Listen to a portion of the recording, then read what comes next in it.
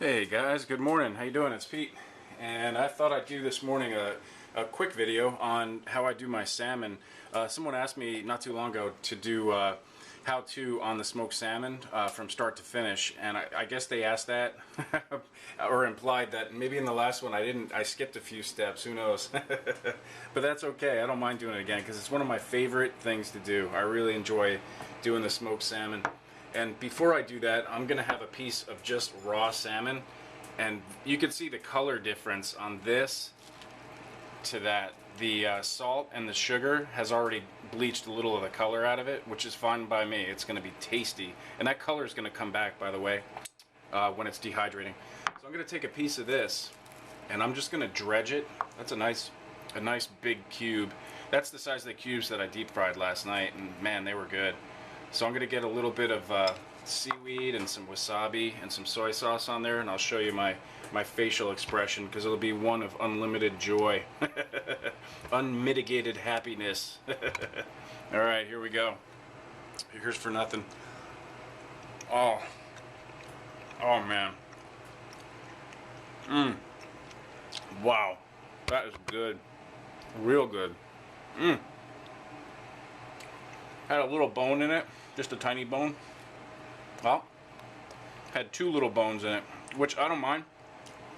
And the reason I don't bother with taking the bones out when I do the smoking is I've noticed the bones hold it together nice, and when it's coming off of the trays, the bones kind of hold the meat together when it sticks. And what I've tried to do to keep it from sticking is spray it with some non-stick cooking oil or cooking spray.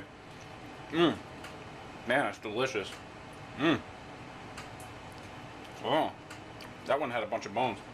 Or one more. It doesn't make it taste any less good though.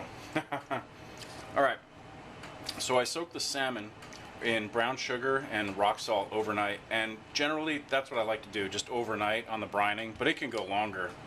It can go up to a week. But I like to taste the salmon. I don't want it too sweet and I don't want it too salty. Man, that had a lot of bones. Had one more. But I'm just going to swallow that one. Wow. No, I don't want to swallow it. It might go sideways and that'd be no fun. Alright. So, what else was I going to explain here?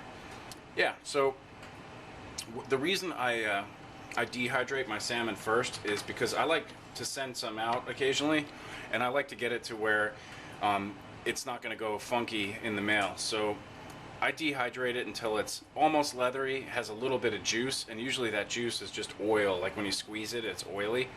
And I do that because I don't want to try and dehydrate it in the smoker, because then it's going to get way too much smoke flavor.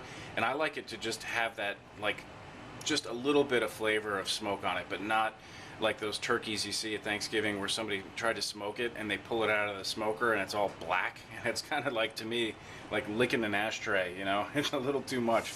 So I just like the flavor of it. So I want to make sure that when I cook the salmon, or dehydrate it, same thing, that it's going to be safe to eat in, you know, in a long period of time, even out of the refrigerator. If you leave it in a cool space.